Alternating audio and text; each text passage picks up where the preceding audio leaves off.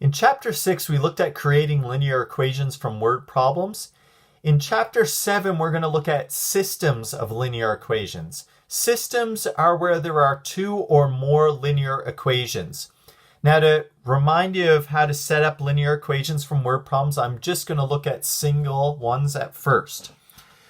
So in terms of this problem here, it says for the following statements, identify two variables and then create an algebraic equation. Now, I will remind you, variables are letters that we use to represent unknowns. So in this first problem, two numbers have a sum of 75. Now, the unknowns in this equation will be the two numbers.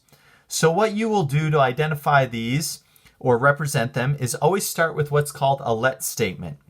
So we're going to write let, and then I'm going to write a letter to represent one of these two numbers, which are the two unknown variables. So x will represent the first number in the equation, and I'll let y equal the second number in the equation. So this is the let statement. Let x equal the first number and y equal the second number. So you'll always start these systems of equations with the word problems by writing this let statement. And then you'll write your equation. So if we look at this, two numbers have a sum of 75. So my two numbers are x and y, and they have a sum, which is addition. So x plus y is equal to 75. And this is my linear equation. For B, the unknowns here, there are 4 pencils and 3 pens cost $2.50. Now the unknowns in this case are the cost of the pencil and the cost of the pen, or a single pen.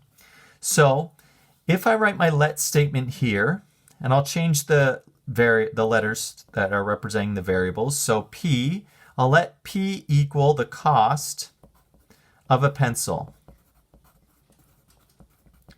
And I will let N equal the cost of a pen. Now that I have these variables identified with my let statement, I can write the equation. 4 times the cost of a pencil and 3, so and in math typically represents addition, and 3 times the cost of the pens is equal to $2.50. For C, the number of nickels and dimes has a total value of $2. In this case, it's not the cost that we don't know. It's the number of nickels and the number of dimes. So for our let statement, we're going to say let N equal the number of nickels, and we're going to let D equal the number of dimes.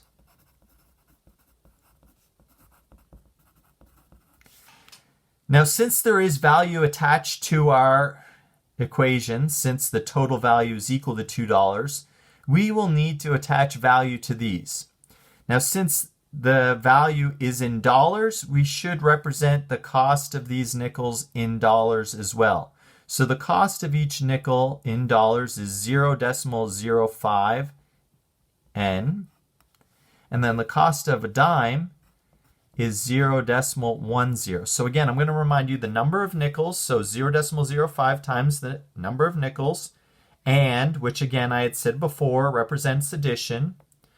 The cost of the number of dimes has a total value or is equal to $2, or 2. And here's our equation.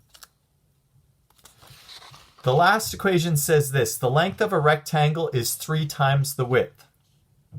Okay, so our two unknowns here are the length of the rectangle and the width of the rectangle. So if we say for our let statement, let L represent the length of the rectangle,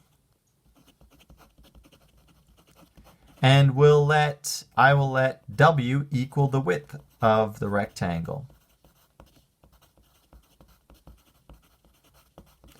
Now if we look at this, The length is. So this is really tells us where that equals will be. The length, so if we start our equation, L is equal to 3 times the width. So 3 times the width, which is W. Again, this is an intro to some linear equations before we go into the systems.